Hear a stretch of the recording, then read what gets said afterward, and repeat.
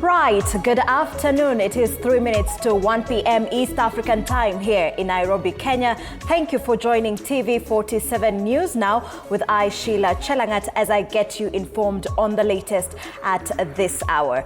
We begin with where leaders allied to President William Ruto have dismissed recent remarks by former Deputy President Rigathi Gachagua, terming them divisive and harmful to national unity. Speaking during a women empowerment program in Sinoko Ward, Likuyani constituency, President Ruto's aide Farouk Kibet said Kenyans belong to all citizens, adding that public schools are equal and meant to benefit learners from all regions. The leaders defended the Kenya Kwanza administration's inclusivity agenda, citing increased government projects in Western Kenya, and urged leaders to shun tribal politics in favor of unity and development.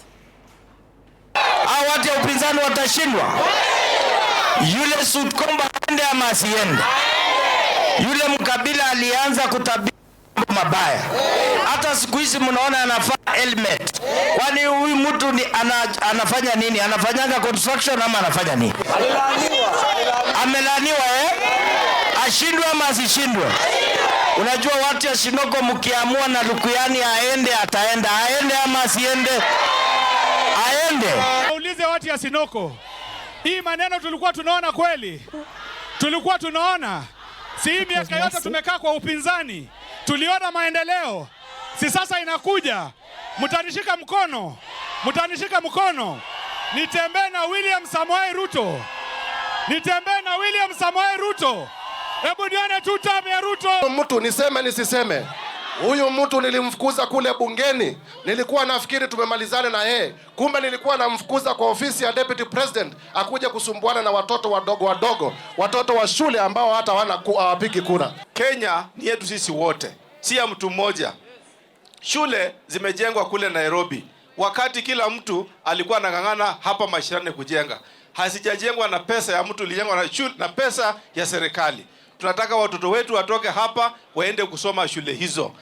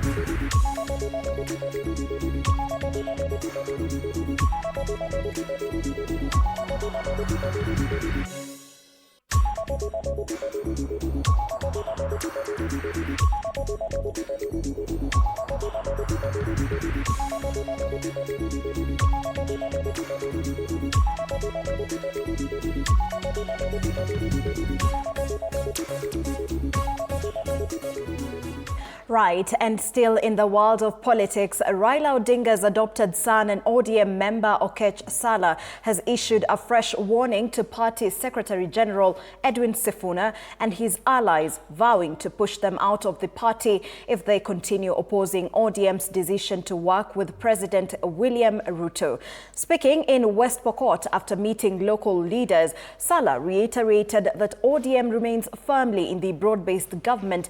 He criticized leaders opposed to the move, saying they are free to quit the party and form their own. Sala further claimed that he was with the late Prime Minister Raila Odinga until his final moments and said it was his wish that ODM works with President William Ruto.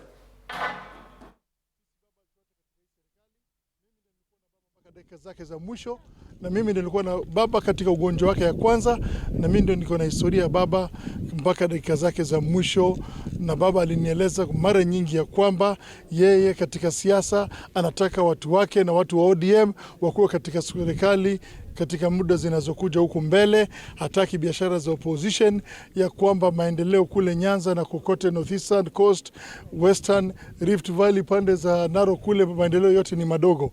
Sasa yeye alikuwa anatakia watu wake wakae katika serikali, na Ruto mwenyewe president ni mtu alikuwa wa ODM. Sera zake na sera za Ruto ni same, na haki ya Mungu nakumbuka akinieleza ya kwamba whatever president is doing right now, it is just what I was planning to do. And senior government officials, including cabinet and principal secretaries, on Saturday toured Ndia constituency in Kirinyaga County to rally support for President William Ruto and defend government projects in the region. The delegation, led by ICT Cabinet Secretary William Kabogo and Water CS Eric Muga, urged residents to back the Kenya Kwanza administration, citing several development programs implemented in the area.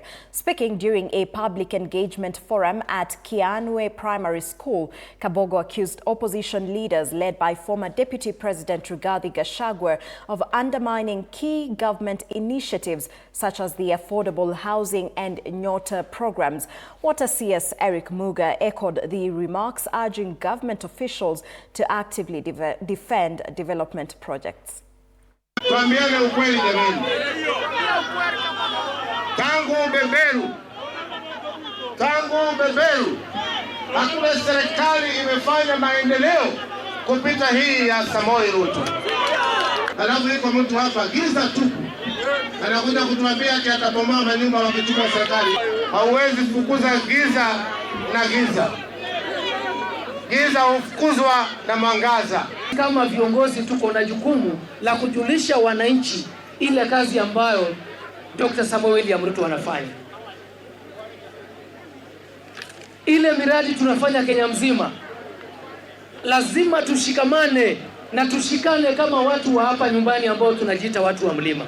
Tusitawanyishwe hapa kwa mipaka, sijui lugha, sijui nini.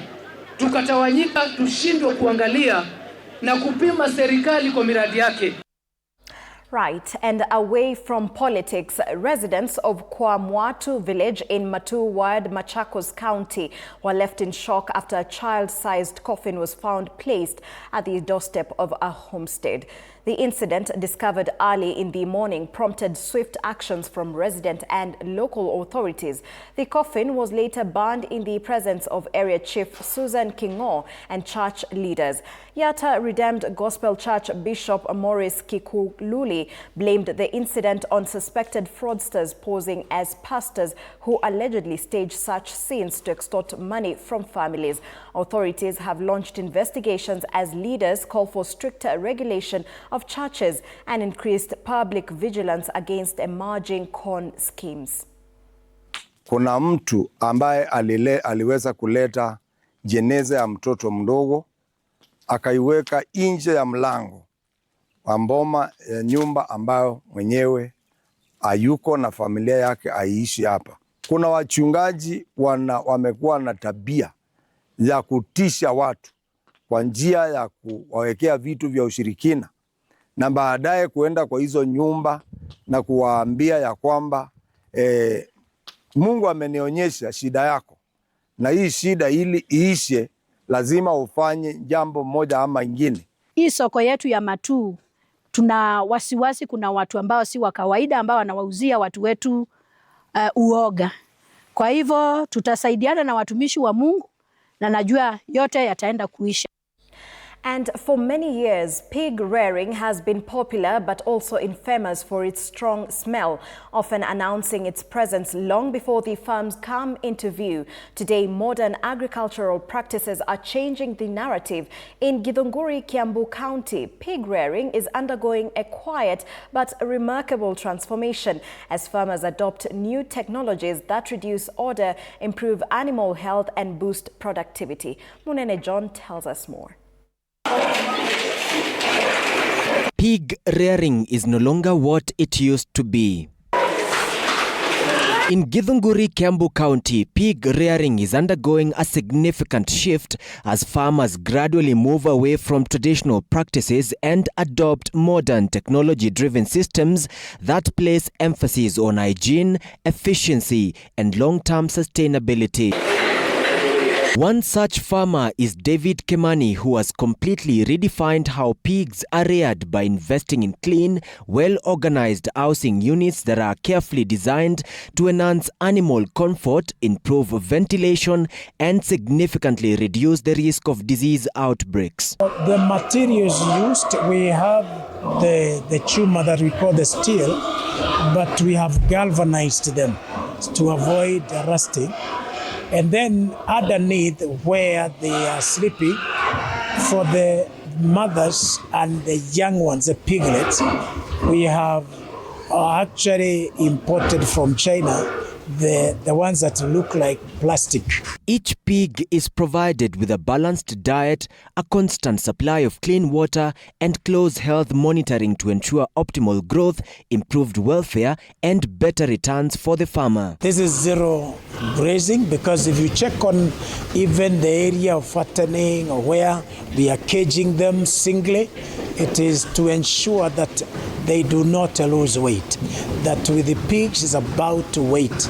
So all this, and that's why we want to cage them that way, so that they don't lose that weight. The modern housing units designed by Leslie Kimani, a UK-based architect in collaboration with a local engineer, have not only improved hygiene standards but have also reduced manual labor by up to 80%, allowing daily operations to run more efficiently while cutting down the physical demands traditionally associated with pig rearing. By around 5 years, that we shall be able to welcome many farmers to work together, and we can have an industry where we can be able to produce good quality meat of pigs. Waste from the pig units is channeled through a carefully planned drainage system into septic tanks, where it is processed and later reused as organic manure on nearby coffee farms, an approach that ensures effective waste management, minimizes odor, and lowers the risk of disease transmission within the pig units. More than just easing the farmer's workload, this approach transforms livelihoods, turning a practice once known for overpowering smells into one defined by cleanliness, efficiency, and sustainability, and positioning pig rearing in Githunguri as a viable and forward-looking agribusiness. Monene John, TV47. Right, and sorrow and anger engulfed Koiser village in Baringo North constituency as hundreds of mourners laid to rest Richard Rotich, a pharmacist at Moi Teaching and Referral Hospital in Eldoret, who was killed by armed robbers on January 6, 2026. Family, colleagues, friends, and political leaders described Rotich as dedicated and hardworking, whose life was cut short in a senseless act of violence. His killing has reignited public debate over rising insecurity, police inaction, and the ease with which armed criminals operate. Leaders at the burial condemned the murder as barbaric and urged authorities to strengthen security. Rotich's family called on the government to ensure justice for him and all victims of violent crimes. Mimi nataka kuomba kwa niaba ya hawa waombolezaji kwamba hatua kali vile wameshikwa, hatua kali ichukuliwe ili mtoto mwingine wa sehemu hii ama wa Kenya asipoteze maisha kwa mikono ya wakora kama hawa. This one is as enough evidence. Na wakati walipelekwa kotini, familia ingine 8 walikuja kotini kusema hii ndio walikuja kutoa sisi. Mpaka hata mama mwingine akuja kulia kusema hao walitukalisha kutoka saa 4 mpaka saa 10 wakajitengenezea mayai na chai na kukula na kuondoka. Na usuri hiyo boma iko na kitu inaitwa CCTV. So inaonyesha tu walikuja na mapicha yao ya CCTV, sema ndio huyu ndiye alipiga watu sasa. Si huyu ndiye alikuwa na bunduki, si huyu alikuwa nini? So hii kitu the government has enough evidence. And entrepreneurs in Nandi County have been urged to adopt a first world mindset to unlock emerging business opportunities. The call was made during a training that encouraged business people to actively drive Kenya's long-term development goals. Our very own Mwaluse Meshak reports. Over 300 micro and small business owners in Nandi County have been urged to adopt a global mindset to unlock sustainable business opportunities. The entrepreneurs took part in business mindset training under the Chanuka Jipange and Business Opportunities Initiative, aimed at aligning citizens with Kenya's long-term development goals. As the president is continuously saying that Kenya is going to become a first world, we cannot become a first world with the third world mindset. So we need a mindset like for the Nandi people. The program equipped MSMEs with practical tools to identify opportunities, add value to their businesses, and adopt financial and entrepreneurial discipline. So tumejifunza to upgrade our incomes kwa biashara. Huwezi tegemea serikali, au serikali ifanye nini, no, unaweza fanya something even kitu kidogo tu. Speaking during the training, 20X entrepreneur, founder and CEO Eunice Mburu said Kenya's development depends on citizens moving away from dependency and taking ownership of the economic growth. Our work is to build enterprises, build businesses that are first world. If we don't do that, then we will remain as we are. So it does not matter so long as the citizens remain in the third world mindset. Unfortunately, we won't get to the first world. The initiative also highlighted how understanding government policies, including the bottom-up economic transformation agenda, can help MSMEs tap into emerging opportunities. We have to know how we can capture our customers, how we can work better than the way we have been before. At this moment, I'm going to be changed. Nandi County is among the first to benefit from the program ahead of its 2026 rollout. Mwaluse Meshak, TV47. From Nandi, we switch focus to Murang'a County, where the residents have praised telemedicine services introduced by the county government a year ago, saying the initiative has eased congestion in public hospitals and improved access to specialized healthcare. The county government says it remains committed to strengthening healthcare delivery through technology. Our reporter Robert Gakure has more. 1 year after the introduction of telemedicine in Murang'a County, its impact is evident across health facilities, with reduced patient queues and improved access to medical care, as doctors now review and monitor patients remotely. Ona mpango huu umekuwa umepangiliwa kikweli, na madaktari wako wengi, dawa ziko wengi, siko nyingi, na bado tunafurahia hivyo. Residents say the program has eased pressure on hospitals, particularly for patients with chronic illnesses who previously traveled long distances to seek treatment. Telemedicine, the idea was we connect internet in our rural facilities. Patients don't have to come and seek advanced medical consultation in our level 5. Which is, we only have one in Murang'a town. So people would come all the way from Gatanga, Kangima, Madioya, Kegumo to seek such specialized services in Murang'a level 5. Nimefurahi sana kwa sababu ya kupewa dawa ni daktari. Speaking at Kefoi Primary School during the program's first anniversary, marked by a free medical camp, where over 3,000 residents received specialized treatment, county officials said the initiative aims to bring quality healthcare closer to the people. It has reduced the huge queues at our clinics in Murang'a level 5 and ensured a higher life expectancy for people with chronic ailments like cancer, diabetes, high blood pressure. Telemedicine is actually one of the initiatives that we are also offering, and we are pleased that counties like Murang'a are taking advantage of bringing healthcare closer to the people by the use of telemedicine. Robert Gakure, TV47, Murang'a. Thank you, Robert. And away from that, parents and stakeholders of Kaburet Primary School in Sirisia constituency, Bungoma County, have threatened to close the school over the poor state of its infrastructure.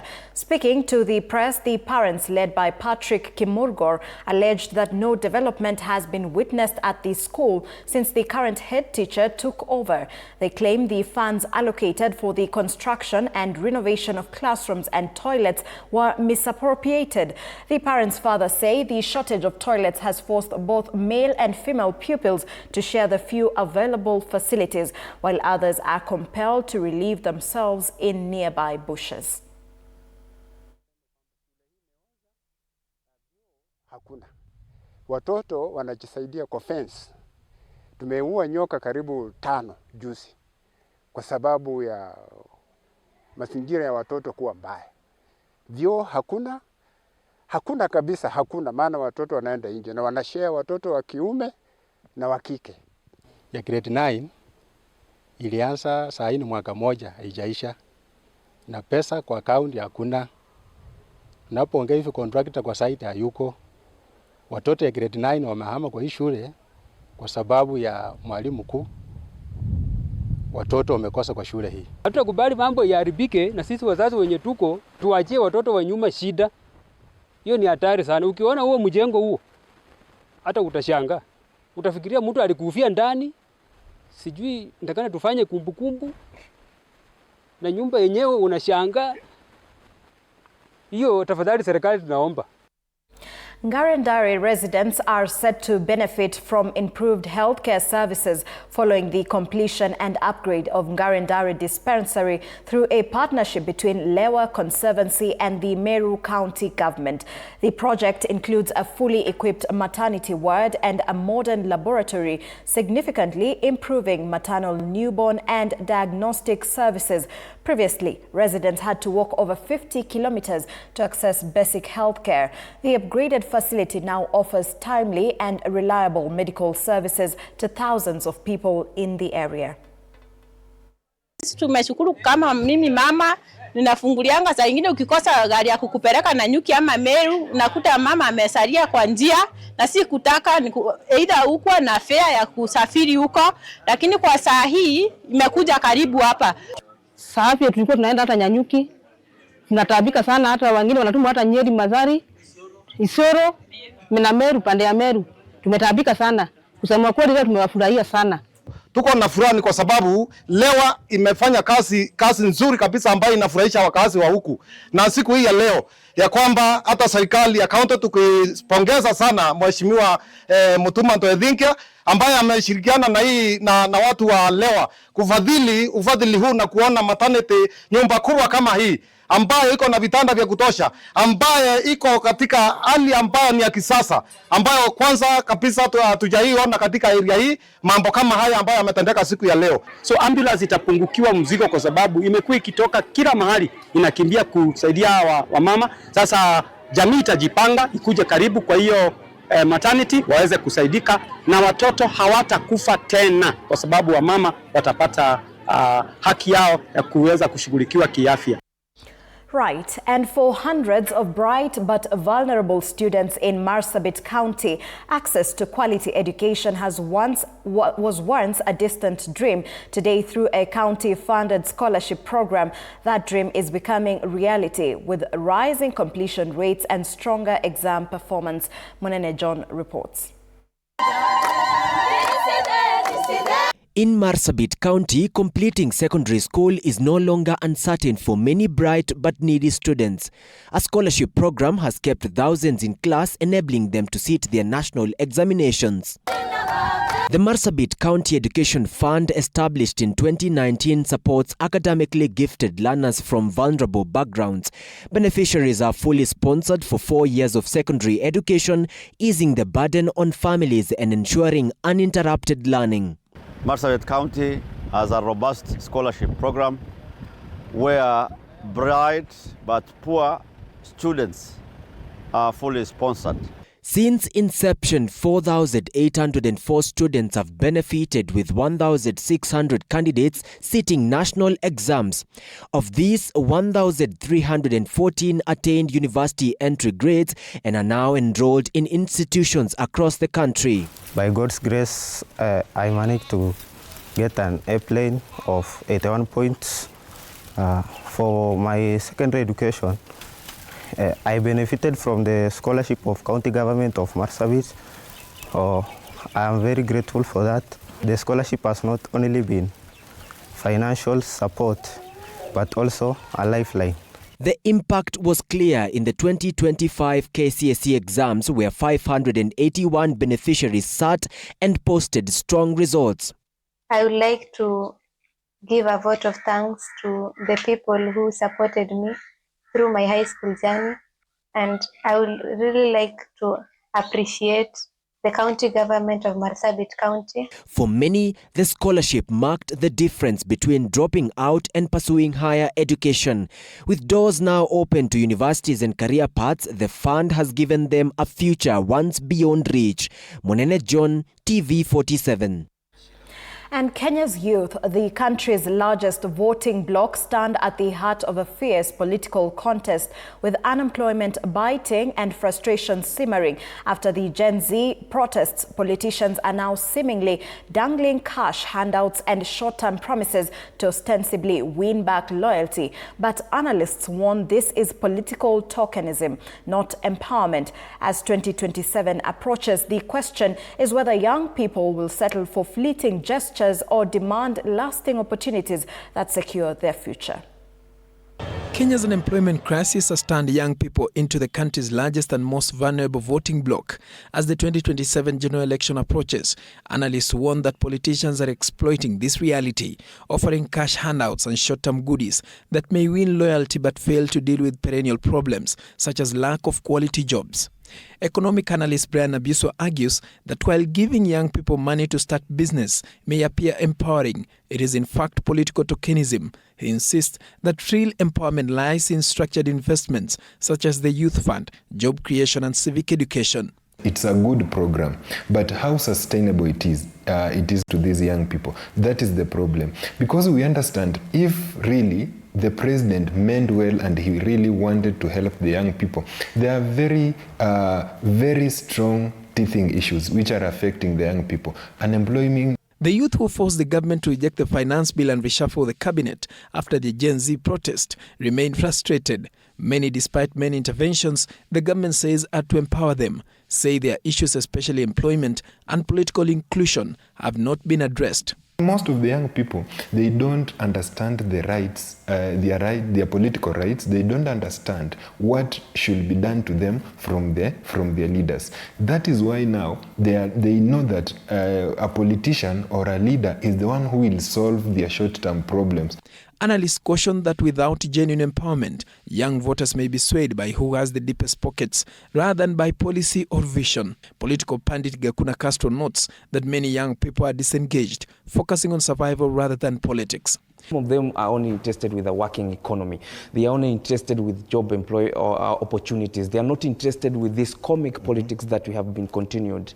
Neither Gachagua, neither William Ruto can say that he owns the youth. Lawyer and youth analyst Ruth Ambogo adds that the deciding factor will be the value leaders present to them, not token gestures. If you're going for a meeting where you know that there's no value for you, either financially, socially, or economically, or even psychologically, you will not have the motivation to go for that meeting.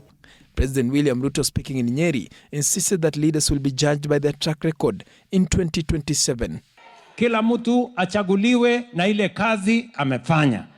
Recently, he promised training opportunities to help youth access government procurement and economic programs. As 2027 general election is approaching, every political player is pulling on their side to win the votes of Gen Z.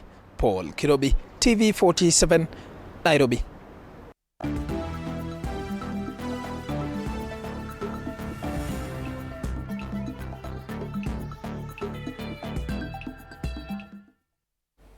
And in the world of sports, the FKF National Super League action continues once again as Migori Youth FC showcased their class by outwitting Naivas FC 4-2 in an intriguing encounter on Saturday evening.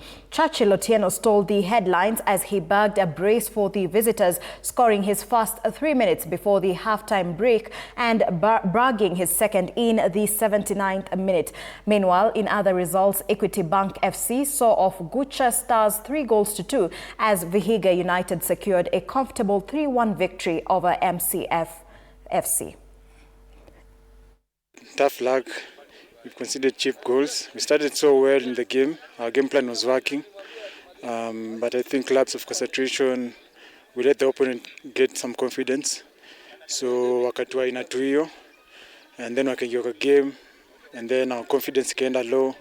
And I think tumewagave tu hizo bao. Bench were just encouraging us to take one game at a time. So we were not concentrating about the last 3 games.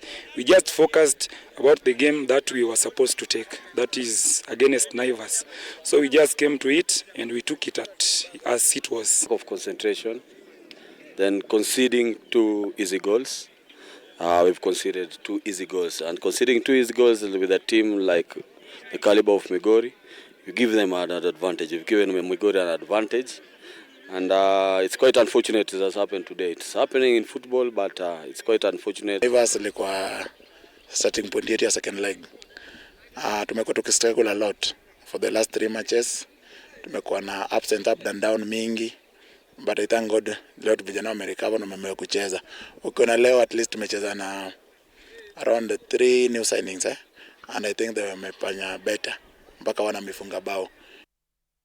And 2025 Africa Cup of Nations host Morocco will be out to make history on home soil as they hope to outwit their Western African rival Senegal in what is expected to be a mouth-watering final encounter at the Prince Moulay Abdallah Stadium in Rabat. The Atlas Lions are coming off a vital penalty shootout win over the Super Eagles of Nigeria and will have to be at their best if they are to overpower the star-studded Lions of Teranga, led by their captain and talisman Sadio Mane, who scored the winning goal over the Egyptian Pharaohs in the semi-finals. Continental silverware and bragging rights will be on the line as both sides will be on the hunt for their second ever Africa Cup of Nations title as they hope to write their names in the history books.